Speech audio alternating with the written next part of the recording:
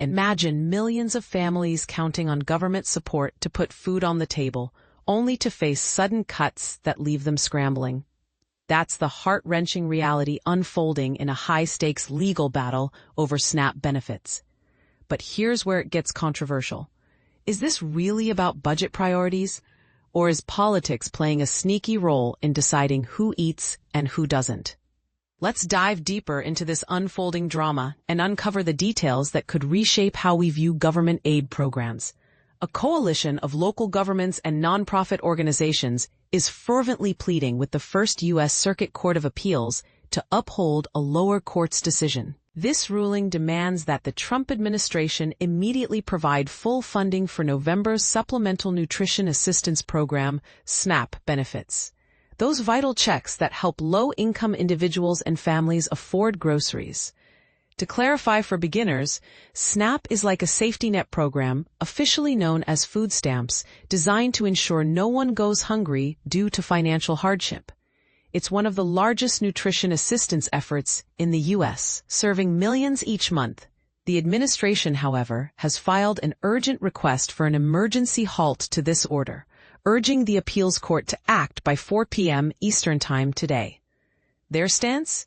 They're redirecting extra funds to bolster the Special Supplemental Nutrition Program for Women, Infants, and Children, WIC, which provides nutrition support specifically tailored for pregnant women, new moms, and young kids. Think of WIC as a targeted shield against malnutrition in vulnerable groups.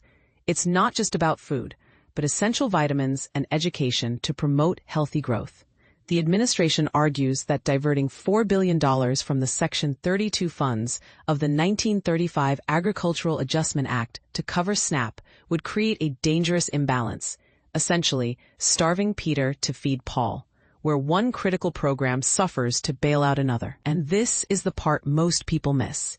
The administration's filing paints a stark picture of potential chaos, warning that if every group eligible for mandatory government spending could challenge funding decisions in court, it would turn the federal budget into a chaotic game of musical chairs, leading to conflicting orders and an unstable financial system. They emphasize the need for these funds to stay with WIC, highlighting how any reallocation could jeopardize the health of infants and mothers nationwide. But the plaintiffs aren't backing down. In a sharp rebuttal filed just yesterday, they labeled the administration's claims of irreparable injury as baseless and callous, pointing out that the remaining $23 billion in funds is ample to cover both programs.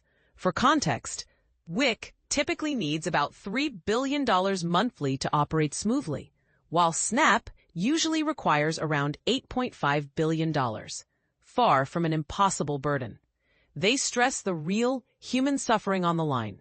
Millions of Americans could face severe hardship if the funding doesn't flow. The tension boiled over during a heated court session last Thursday, where Judge John J. McConnell Jr. pointedly accused the administration of holding back SNAP payments for political motives. Popular reads, this drama stems from recent events. Just last week, McConnell mandated the use of emergency reserves to ensure timely SNAP payments for November 1st. Yet, the administration opted for only partial funding, prioritizing WIC savings. McConnell's latest ruling reiterated the need for complete coverage by Friday, directly criticizing President Donald Trump for openly defying court orders. Trump had declared that full SNAP benefits wouldn't resume until the government shutdown ended, a prolonged standoff that's already dragged on as the longest in history, crippling federal operations and leaving many workers unpaid. In their latest filing, the administration defended Trump's words as merely factual, not a bargaining chip. They argue that with appropriations expired, it's Congress's job to resolve the crisis, not the courts. The government is asking the appeals court to permit the U.S. Department of Agriculture, SNAP's overseer, to stick with partial payments, avoiding what they see as an unwise transfer of billions from one safety net to another without guarantees of replenishment. McConnell, however, stood firm against their plea for a delay, rejecting it outright.